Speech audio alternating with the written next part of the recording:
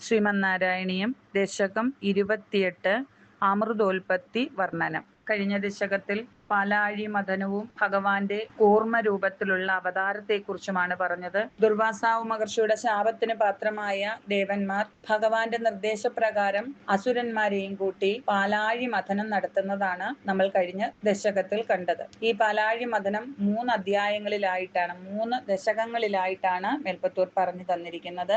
ആദ്യത്തെ ദശകത്തിൽ നമ്മൾ അതിന്റെ ആ പ്രാരംഭം, ആ പാലാഴി മഥനത്തിനിടയായ സംഭവങ്ങളും തുടർന്ന് പാലാഴി മഥനത്തിന്റെ പ്രാരംഭ നടപടികളുമാണ് കണ്ടത്. ആ പാലാഴി മഥനത്തിലൂടെ എന്തെല്ലാമാണ് ഉദ്ഭവിക്കുന്നത് എന്നാണ് ഈ ഒരു ദശകത്തിൽ പറയുന്നത്. അസുരന്മാരും ദേവന്മാരും ചേർന്ന് മന്ദരപർവ്വതത്തെ കടകോലാക്കി നാട്ടി വാസുകിയെ കയറാക്കി പാലാഴി കടഞ്ഞപ്പോൾ അതിൽ നിന്ന് ഉയർന്നു വന്ന 14 രത്നങ്ങളെ കുറിച്ചാണ് ഈ ദശകത്തില് നമുക്ക് വിശദീകരിക്കുന്നത്. ആ സമുദ്രം വളരെ കാലം കടഞ്ഞിട്ടും യാതൊരു ഫലവും കാണാതിരുന്നപ്പോൾ ഭഗവാൻ തന്നെ വാസുകിയുടെ തലയും വാലും തന്റെ 2 കൈകൾ കൊണ്ടും പിടിച്ച് മഥനം തുടർന്നു എന്ന് പറഞ്ഞാണ് കഴിഞ്ഞ ദശകത്തിൽ നമ്മൾ നിർത്തിയത്. തുടർന്നുള്ള ഭാഗമാണ് ഈ ദശകത്തിൽ നമുക്ക് പറഞ്ഞു തരുന്നത്. ഒന്നാമത്തെ ശ്ലോകം: ഗരളം തരളാനലം പുരസ്താദ് ജലദ്ദേരുദ്ദിജഗാളകാളകൂടം അമരസ്തുതിവാദമോദനിഗ്നോ ഗിരിശസ്തന്നിബഭൗ ഭവത്പ്രിയാർത്ഥം. ഗരളം തരളാനലം പുരസ്താദ് ജലദേഹേ ഉദ്വിജഗാള കാളകൂടം അമരസ്തുതി വാദ മോദ നിഗ്നഃ ഗിരിശഃ തത് നിപപൗ ഭവത്പ്രിയാർത്ഥം. പുരസ്താദ് ആദ്യം തന്നെ, തരളാനലം ജ്വലിക്കുന്ന അഗ്നിയോടുകൂടിയ കാളകൂടം ഉദ്വിജകാള, കാളകൂടം എന്ന ആ കൊടും വിഷമാണ് ഉദ്ഭവിച്ചത്.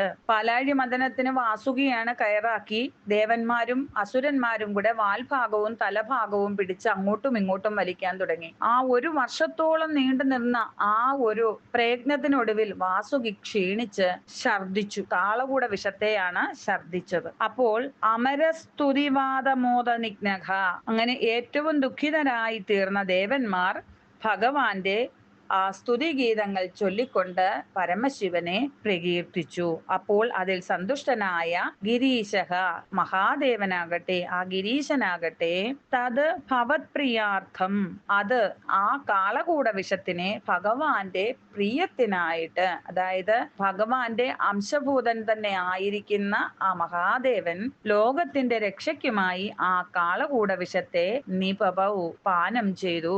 അതായത് സമുദ്രത്തിനെ മഥനം ചെയ്ത് ആ അമൃത് എടുക്കാൻ വേണ്ടിയിട്ടാണ് മഥനം തുടങ്ങിയത്. വർഷം ഇത്രയായിട്ട് യാതൊന്നും ആ സമുദ്രത്തിൽ നിന്ന് ഉയർന്നു വന്നില്ല. പിന്നെ ഉണ്ടായതോ വാസുകി ഛർദിച്ച ആ കൊടും വിഷമാണ്. അത് കണ്ടപ്പോൾ ദേവന്മാരാകെ സങ്കടത്തിലായി. അവരാകട്ടെ മഹാദേവനെ പ്രകീർത്തിച്ച് സങ്കടത്തോടെ അപേക്ഷിച്ചു. അപ്പോൾ ഭഗവാൻ മഹേശ്വരനാകട്ടെ ആ കാളകൂട വിഷത്തെ പാനം ചെയ്തു എന്ന് പറയുകയാണ് ഈ ഒരു ശ്ലോകത്തിൽ. ഗരളം തരളാനലം പുരസ്താദ് ജലദ്ദേരുദ്ദിജഗാളകാളകൂടം അമരസ്തുതിവാദമോദനിഗ്നോ ഗിരിശസ്തന്നിപപൗ ഭവത്പ്രിയാർത്ഥം. രണ്ടാമത്തെ ശ്ലോകം: വിമദത്സു സുരാസുരേഷു ജാതാം സുരഭിസ്താം ഋഷിശൂന്യഥാ ശ്രീധാമൻ ഹയരഗ്നമഭൂതദേഭരഗ്നം ദുദരുശ്ചാപ്സരസുരേഷു താനി. വിമദത്സു സുരാസുരേഷു ജാതാ സുരഭിഃ താം ഋഷീഷു ന്യഥാഃ ത്രിധാമൻ ഹയരഗ്നം അഭൂത് അഥ ഇഭരഗ്നം ദ്യുതരുഹു ച അപ്സരസഃ സുരേഷു താനി. അഥ അനന്തരം ആ കാളകൂട വിഷത്തെ മഹാദേവൻ പാനം ചെയ്തതിന് ശേഷം സുരാസുരേഷു, ആ ദേവന്മാരും അസുരന്മാരും ചേർന്ന് വിമദത്സു, വീണ്ടും പാലാഴിയെ മഥിക്കുവാൻ തുടങ്ങി. അപ്പോൾ ആ സമുദ്രത്തിൽ നിന്നും സുരഭിഹി ജാത, സുരഭി എന്ന പശു പൊങ്ങി വന്നു. താം, ആ കാമധേനുവിനെ ത്രിധാമൻ, അല്ലയോ ഭഗവാനെ, അവിടുന്ന് ഋഷീഷു ന്യതാഹ, അത് ഋഷിമാർക്കായിട്ട് ദാനം ചെയ്തു.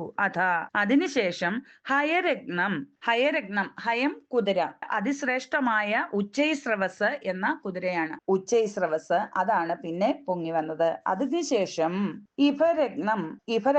ഇഭം ആന, ആനകളിൽ വെച്ച് അതിശ്രേഷ്ഠമായ ആ ഐരാവതവും. ഇത് കേൾക്കുമ്പോൾ ഐരാവതമല്ലേ മഹർഷി കൊടുത്ത ആ മാല ചവിട്ടി നശിപ്പിച്ചത് എന്നൊരു തോന്നൽ ഉണ്ടാകാം. അതെ, ആ ഐരാവതം തന്നെയാണ്. ദുർവാസാവ് മഹർഷിയുടെ ശാപത്തിന് കാരണം താൻ ആണ്, തന്റെ പ്രവൃത്തിയാണ് എന്ന് തിരിച്ചറിഞ്ഞ ആ ഗജരാജൻ ശാപഭാരത്താൽ ലജ്ജിതനായിട്ട് പാലാഴിയിൽ പോയി ഒളിക്കുകയാണ് ചെയ്തത്. പ്രായശ്ചിത്തമായിട്ട് തപസ് ചെയ്യുകയും ചെയ്തു. തുടർന്ന് ആ പാലാഴി മഥനം നടന്നപ്പോൾ മറ്റ് ദിവ്യ വസ്തുക്കളോടൊപ്പം ഐരാവതവും വീണ്ടും സമുദ്രത്തിൽ നിന്നും ഉയർന്നു വന്നു. അങ്ങനെ ആ ഐരാവതവും പിന്നീട് ദ്യുതരുഹൂച്ച, ആ ദിവ്യമായ മാല, ആ മാല നന്ദനോദ്യാനത്തിലെ കൽപ്പക വൃക്ഷത്തിൽ നിന്ന്, അതായത് പാരിജാത വൃക്ഷത്തിൽ നിന്ന് ഉതിർന്ന പൂക്കളാണ്. ഇവയെല്ലാം തന്നെ ആ ശാപത്തോടെ ഇന്ദ്രദേവന് നഷ്ടപ്പെട്ടിരുന്നു. അതെല്ലാം പിന്നീട് വീണ്ടു കിട്ടുകയാണ് ചെയ്തത് ഈ പാലാഴി മദനത്തിലൂടെ. ആ കൽപ്പക വൃക്ഷമായ പാരിജാതവും പിന്നീട് അപ്സരസഹാച്ച, അപ്സരസുകളും രംഭ, മേനക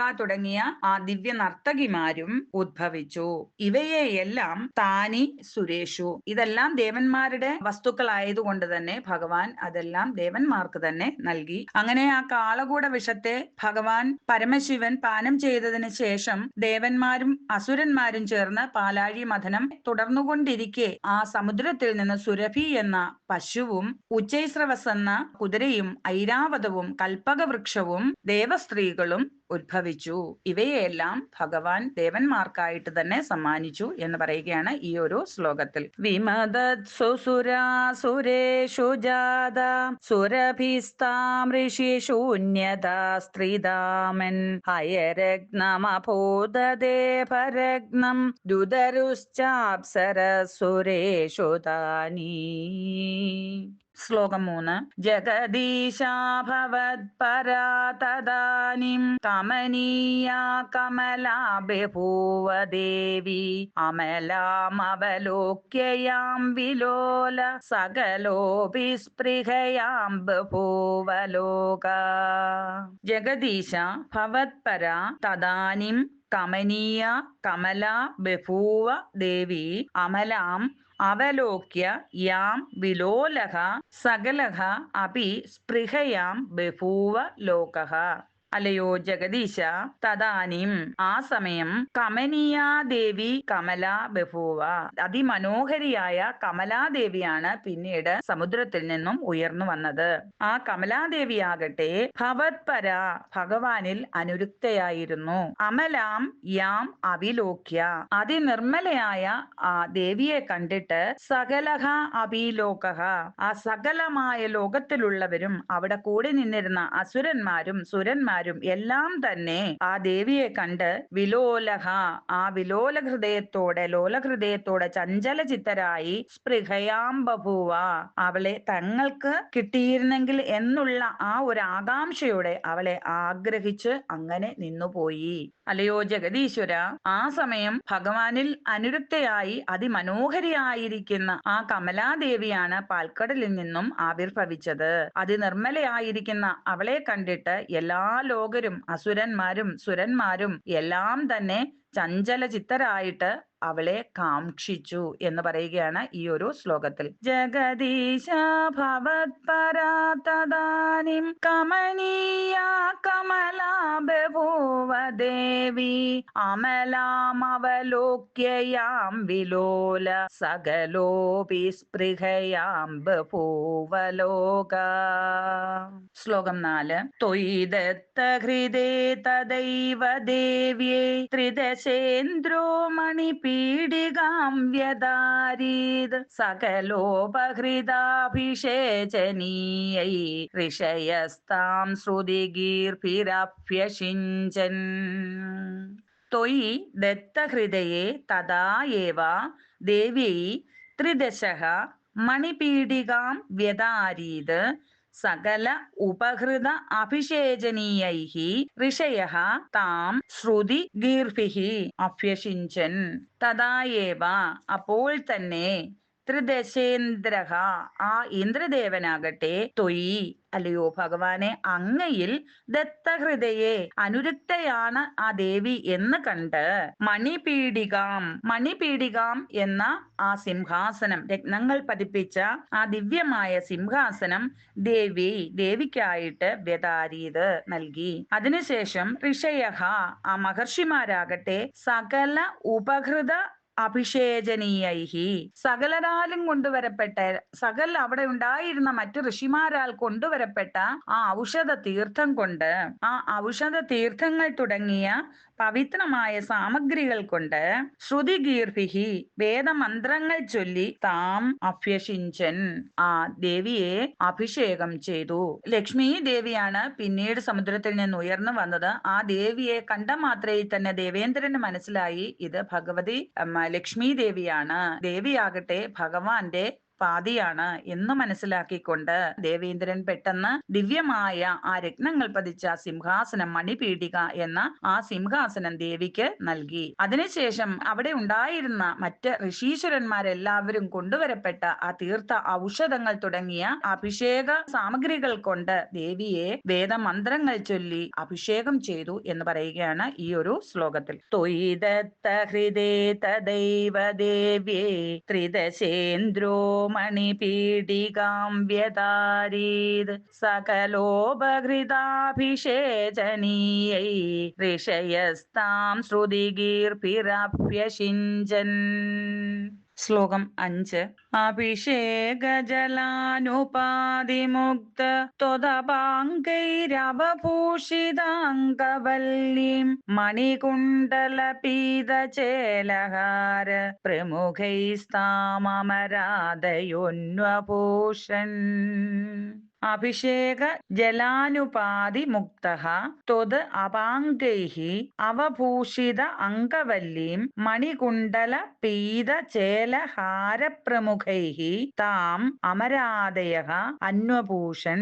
അങ്ങനെ ഋഷീശ്വരന്മാർ ആ ദിവ്യ ഔഷധ ജലത്താൽ, ആ തീർത്ഥത്താൽ അങ്ങനെ ദേവിയെ വേദമന്ത്രോച്ചാരണത്തോടെ അഭിഷേകം ചെയ്തുകൊണ്ടിരിക്കെ ദേവിയുടെ ശരീരത്ത് പതിക്കുന്നതോടൊപ്പം തന്നെ ഭഗവാൻ ദേവിയെ തന്റെ കടാക്ഷത്താൽ അഭിഷേകം ചെയ്തു എന്ന് പറയുകയാണ്. അഭിഷേക ജലാനുപാതി മുക്തഃ, അഭിഷേക ജലം പതിക്കുന്നതിനോടൊപ്പം തന്നെ ത്വദാപാംഗൈഹി അവഭൂഷിതാം അംഗവല്ലീം, ആ ദേവിയുടെ ആ ശരീരം ആസകലം ഭഗവാന്റെ ആ കടാക്ഷത്താൽ അലങ്കരിക്കപ്പെട്ടിരിക്കുന്ന ശരീരത്തോടു കൂടിയ ആ ദേവിയെ അമരാദയഃ, ദേവാദികൾ, മണികുണ്ടല പീതചേലഹാരപ്രമുഖൈഹി, മണികുണ്ടലം പീതചേല ഹാരപ്രമുഖൈഹി, മുത്തുമാലകൾ ദിവ്യ ആഭരണങ്ങളെല്ലാം അണിയിച്ചുകൊണ്ട് അന്വഭൂഷൻ അലങ്കരിച്ചു എന്ന് പറയുകയാണ് ഈ ഒരു ശ്ലോകത്തിൽ. അഭിഷേക ജലാനുപാതി മുക്ത ത്വദപാംഗൈരവഭൂഷിതാംഗവല്ലീം മണികുണ്ടല പീതചേലഹാര പ്രമുഖൈസ്താമരാധയോന്വഭൂഷൻ. ശ്ലോകം 6. വരണസ്രജമാത്തഭൃംഗനാദാം ദദതി സാ കുജകുംഭമന്ദയാന പദശിഞ്ചിതമഞ്ജുനൂപുരാ ത്വാം കലിതവ്രീളവിലാസമാസസാദാം. വരണസ്രജം ആത്തഭൃംഗനാദം ദദതി സാ കുജകുംഭ മന്ദയാന പദ ശിഞ്ചിത മഞ്ജു നൂപുരാഹ ത്വാം കലിത വ്രീള വിലാസം ആസസാദ. വരണസ്രജം ആത്തഭൃംഗനാദാം.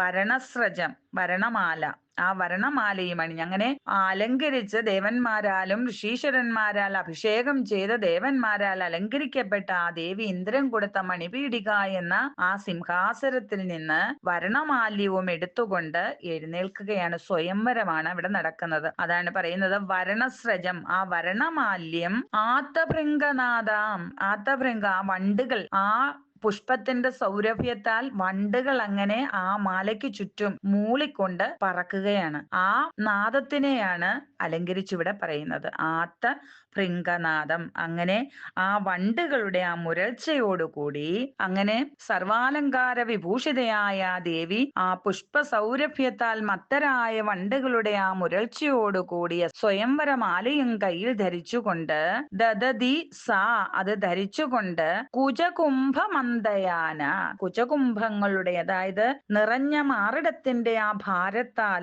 മന്ദയാനമാണ് നടത്തുന്നത്. മന്ദമാണ് നടക്കുന്നത്. പദശിഞ്ചിത മഞ്ജുനൂപുര പദശിഞ്ചിത മഞ്ജുനൂപുരം മനോഹരമായ ആ കാൽ ചിലമ്പുകൾ ദേവിയുടെ കാലിലെ ചിലമ്പുകളുടെ ആ കിലുകില ആരവത്തോടും ത്വാം അങ്ങയിലുള്ള കലിത വ്രീളവിലാസം ഭഗവാനിലുള്ള അനുരാഗത്താൽ യജ്ഞാവതിയായി സാവധാനത്തിൽ ഭഗവാന്റെ സമീപത്തേക്ക് ആസസാദ വന്നു ചേർന്നു എന്ന് പറയുകയാണ് ഈ ഒരു ശ്ലോകത്തിൽ. അങ്ങനെ സർവാലങ്കാര വിഭൂഷിതയായ ആ ദേവി ആ പാരിജാത പുഷ്പ സൗരഭ്യത്താൽ മത്തരായ വണ്ടുകളുടെ മുരൾച്ചയോടുകൂടി ആ സ്വയംവരമാലയും കയ്യിൽ ധരിച്ചുകൊണ്ട് കുജകുംഭങ്ങളുടെ ഭാരത്താൽ പതിഞ്ഞ നടപ്പോടുകൂടി അങ്ങയിലുള്ള അനുരാഗത്താൽ ലജ്ഞാവിവശയായി സാവധാനത്തിൽ ഭഗവാന്റെ സമീപം വന്നു നിന്നു എന്ന് പറയുകയാണ് ഈ ഒരു ശ്ലോകത്തിൽ. വരണസ്രജമാത്ത ഭൃംഗനാദാം ദദതി സാ കുജകുംഭമന്ദയാന പദശിഞ്ചിതമഞ്ജുനൂപുരാത്വാം കലിതവ്രീളവിലാസമാസസാദ. ശ്ലോകം 7. ഗിരിശദ്രുഹിണാദി സർവദേവാൻ ഗുണഭാജോപ്യവിമുക്തദോഷലേശാൻ അവമൃശ്യ സദൈവ സർവരമ്യേ നിഹിതാത്വയ്യനയാപി ദിവ്യമാല.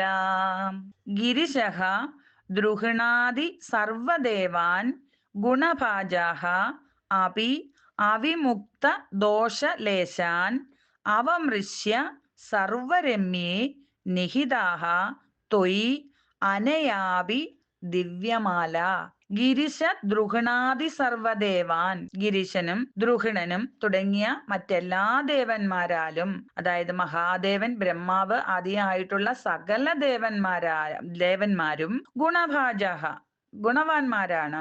എങ്കിലും അവിമുക്ത ദോഷലേശാൻ കുറച്ചെന്തൊക്കെയോ ഒരു കുറവുണ്ട് അവർക്ക്. പൂർണ്ണരല്ല അവരാരും തന്നെ. ചില ദോഷങ്ങൾ എന്തൊക്കെയോ ഉണ്ട് അവർക്ക് എന്നുള്ള ആ ഭാവത്തോടെ അവമൃശ്യ അവരെ എല്ലാം ഒന്ന് വീക്ഷിച്ച്, പക്ഷെ ദേവി ഭഗവാനിൽ അനുരുക്തയാണ് എന്നെല്ലാവർക്കും അറിയാം. സ്വയംവരമായതുകൊണ്ട് ഇപ്രകാരം എല്ലാവരെയും ഒന്ന് കടാക്ഷിക്കാതെ പോകാനും കഴിയില്ല. അതുകൊണ്ട് അവരെ എല്ലാം ഒന്ന് നോക്കി വിട്ടിട്ട് സദായേവ എല്ലായ്പ്പോഴും സർവരമ്യേ സകല ഗുണങ്ങളും തികഞ്ഞവനായ ത്വയി അങ്ങയിൽ ദിവ്യമാല നിഹിത അങ്ങനെ ഭഗവാനിൽ തന്നെ ദേവി ആവരണമാല്യം ചാർത്തി എന്ന് പറയുകയാണ് ഈ ഒരു ശ്ലോകത്തിൽ. ഗിരിശദ്രുഹിണാദി സർവദേവാൻ ഗുണഭാജോപ്യവിമുക്ത ദോഷലേശാൻ അവമൃശ്യ സദൈവ സർവരമ്യേ നിഹിതാത്വയ്യനയാപി ദിവ്യമാല. ശ്ലോകം 8. ഉരസാ തരസാ മമാനിധൈനാം ഭുവനാനാം ജനനീമനന്യഭാവാം തുദുരോ വിലസത്തദീക്ഷണശ്രീ പരിവൃഷ്ട്യാ പരിപുഷ്ടമാസ വിശ്വം. ഉരസാ തരസാ മമാനിധ ഏനാം ഭുവനാനാം ജനനീം അനന്യഭാവാം ത്വത് ഉരോ വിലസത് തത് ഈക്ഷണ ശ്രീ പരിവൃഷ്ട്യ പരിപുഷ്ടം ആസ വിശ്വം. ലക്ഷ്മീ ദേവി ഭഗവാന്റെ കഴുത്തിൽ വരണമാല്യം അർപ്പിച്ചു. അപ്പോൾ ഭഗവാനാകട്ടെ ദേവിയെ എപ്രകാരമാണ് ആദരിച്ചത് എന്ന് പറയുകയാണ്. ഭുവനാനാം ജനനീം അനന്യഭാവാം ഈ പ്രപഞ്ചത്തിന്റെ തന്നെ മാതാവായ ആ ദേവി തന്നിൽ അനുരക്തയുമാണ്. അങ്ങനെയുള്ള ആ ദേവിയെ തരസ ഉരസ മമാനിത തരസ ഉടൻ തന്നെ ഉരസ തന്റെ ഹൃദയഭാഗത്ത് തന്റെ ഹൃദയത്തോട് ചേർത്തിരുത്തി മമാനിത ബഹുമാനിച്ചു. ത്വത് ഉരോവിലസത്, അങ്ങനെ ആ ദേവി ഭഗവാന്റെ ആ ഹൃദയഭാഗത്തിരുന്നു കൊണ്ട് തന്നെ തത് ഈക്ഷണശ്രീ, ആ ഐശ്വര്യദേവിയുടെ കടാക്ഷത്താൽ വിശ്വം പരിപുഷ്ടം ആസ, ഈ ജഗത്തെല്ലാം സമ്പൽ സമൃദ്ധിയെ പ്രാപിച്ചു,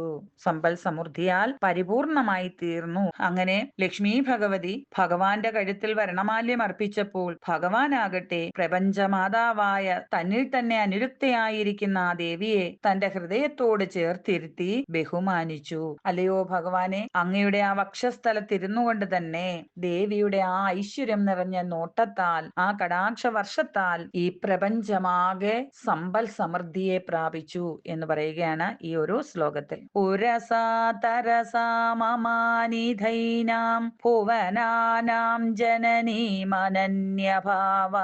ത്വദുരോ വിലസത്തദീക്ഷണശ്രീ പരിവൃഷ്ട്യാ പരിപുഷ്ടമാസ വിശ്വം. ശ്ലോകം 9. അതിമോഹന വിഭ്രമാ തദാനിം മദയന്തി ഖലു വാരുണീ നിരാഗാത് തമസ പദവീ മദാസ്ത്വമേനാം അതിസമ്മാനനയാ മഹാസുരേഭ്യ. അതിമോഹന വിഭ്രമാ തദാനിം മദയന്തി ഖലു വാരുണി നിരാഗാത് തമസഃ പദവീം അദാഹ ത്വം ഏനാം അതിസമ്മാനനയാ മഹാ അസുരേഭ്യഃ. അതിമോഹന വിഭ്രമ തദാനിം, തദാനിം അനന്തരം, അതിമോഹന വിഭ്രമ, അതിമോഹത്തെ നൽകുന്ന, ആ അതിമോഹം കാരണമുണ്ടാകുന്ന വിഭ്രാന്തിക്ക് കാരണമാക്കുന്ന മദയന്തി ഖലു വാരുണി നിരാഗാത്, ആ മദ്യത്തിന്റെ അതിദേവതയായ വാരുണി നിരാഗാത്, വാരുണിയാണ് പിന്നീട് ഉയർന്നു വന്നത്. ലക്ഷ്മി സ്വയംവരം കഴിഞ്ഞു, അതിനുശേഷം അമൃത് ഇതുവരെയും പ്രാപ്തമായിട്ടില്ല. അതുകൊണ്ട് തന്നെ ദേവന്മാരും അസുരന്മാരും കൂടി ചേർന്ന് വീണ്ടും ക്ഷീരാംബുദിയിൽ മഥനം ആരംഭിച്ചു. അപ്പോൾ ആ സമുദ്രത്തിൽ നിന്നും പിന്നീട് ഉയർന്നു വന്നത് ആ മദ്യത്തിന്റെ അതിദേവതയായ വാരുണി ദേവിയാണ്. തമസഹ പദവീം അദാഹ, തമസഹ, ആ തമസിന്റെ, ആ ഇരുട്ടിന്റെ, ആ അന്ധകാരത്തിന്റെ, ആ അജ്ഞാനത്തിന്റെ, പാപത്തിന്റെ എല്ലാം കാരണക്കാരിയായിരിക്കുന്ന അവളെ ത്വം ഏനാം അതിസമ്മാനനയ, അങ്ങാകട്ടെ വളരെ മര്യാദപൂർവം ബഹുമാനത്തോടുകൂടി തന്നെ മഹാ അസുരേഭ്യ, ആ അസുരന്മാർക്ക് നൽകി. കാരണം അവരുടെ ആ രീതിക്ക് യോജിക്കുന്നതാണ് വാരുണിയുടെ സ്വഭാവം. അതുകൊണ്ട് തന്നെ ഭഗവാൻ അസുരന്മാർക്ക് നൽകി എന്ന് പറയുകയാണ് ഈ ഒരു ശ്ലോകത്തിൽ. അതിമോഹന വിഭ്രമാ തദാനിം മദയന്തി ഖലു വാരുണി നിരാഗാത് തമസ പദവീ മദാസ്ത്വമേനാം അതിസമ്മാനനയാ മഹാസുരേഭ്യ. അടുത്ത ശ്ലോകം. തരുണാംബുദ സുന്ദരസ്തദാത്വം നനു ധന്വന്തരി ഉദ്ദിതോംബുരാശേ അമൃതം കലശേ വഹൻ കരാഭ്യാം അഖിലാർത്തിം ഹരമാരുതാലയേശ. തരുണ അംബുദ സുന്ദരഃ തദാ ത്വം നനുഃ ധന്വന്തരി ഉദ്ദിതഃ അംബുരാശേഃ അമൃതം കലശേ വഹൻ കരാഭ്യാം അഖിലാർത്തിം ഹര മാരുതാലയേശ. അധ അനന്തരം, തരുണാംബുദ സുന്ദരഃ, പുതുകാർക്കൊണ്ടലിന്റെ ആ ശോഭയോടു കൂടിയ സുന്ദരരൂപാഹ, സുന്ദരരൂപിയായിട്ട്, കരാഭ്യാം കലശേ, കൈകളിലേന്തിയ കലശവുമായിട്ട്, അമൃതം വഹൻ, ഒരു സ്വർണ കലശത്തിലായിട്ട് അമൃതവും വഹിച്ചുകൊണ്ട്, ധന്വന്തരി ഉദിതാഹ, ധന്വന്തരി മൂർത്തി ഉയർന്നു വന്നു.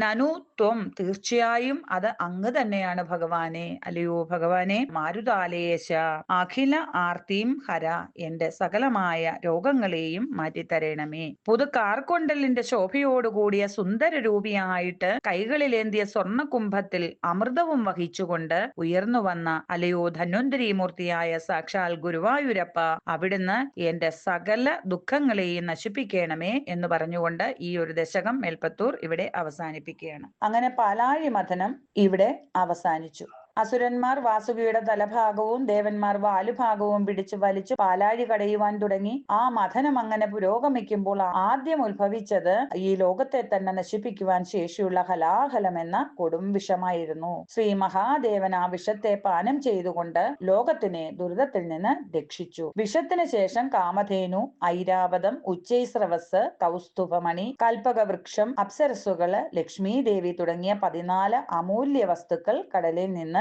ലഭിച്ചു. ഒടുവിലായിട്ടാണ് ധന്വന്തരി ഭഗവാൻ അമൃതകുംഭവുമായിട്ട് പ്രത്യക്ഷപ്പെട്ടത്. ഇതിൽ നിന്ന് നമുക്കുള്ള ഒരു നിർദ്ദേശം എന്ന് പറയാൻ, വലിയൊരു ലക്ഷ്യം നേടുമ്പോൾ ശത്രുക്കളെ പോലും ഒരുമിച്ച് കൂട്ടേണ്ടി വരുന്നു. അതാണ് സഹകരണത്തിന്റെ ആ ഒരു ശക്തി എന്ന് പറഞ്ഞു തരുന്നു. പിന്നെ കഠിന അധ്വാനത്തിലൂടെയാണ് ആ അസുരന്മാരും ദേവകളും ഏറ്റവും അവസാനമാണ് ആ അമൃതത്തെ ലഭിച്ചത്. അതുകൊണ്ട് തന്നെ നമുക്ക് പറഞ്ഞു തരുന്ന ഉദാഹരണമാണ് ജീവിതമാകുന്ന പാലാഴി അങ്ങനെ കടയുമ്പോൾ ആദ്യം വിഷമതകൾ വരുമെങ്കിലും അതിനെ തരണം ചെയ്താൽ മാത്രമേ നമുക്ക് അമൃത് പോലുള്ള ആ നേട്ടങ്ങൾ സ്വന്തമാക്കുവാൻ സാധിക്കൂ എന്ന് തിരിച്ചറിഞ്ഞ് പ്രതിസന്ധികളെ തരണം ചെയ്യണം എന്നതാണ് നമുക്ക് ഈ പാലാഴി മദനത്തിലൂടെ കിട്ടുന്ന ഉപദേശം. തരുണാംബുദ സുന്ദരസ്തദാത്വം നനു ധന്വന്തരീ ഉദ്ദിതോംബുരാശേ അമൃതം കലശേ വഹൻ കരാഭ്യാം അഖിലാർത്തിം ഹരമാരുതാലയേശ.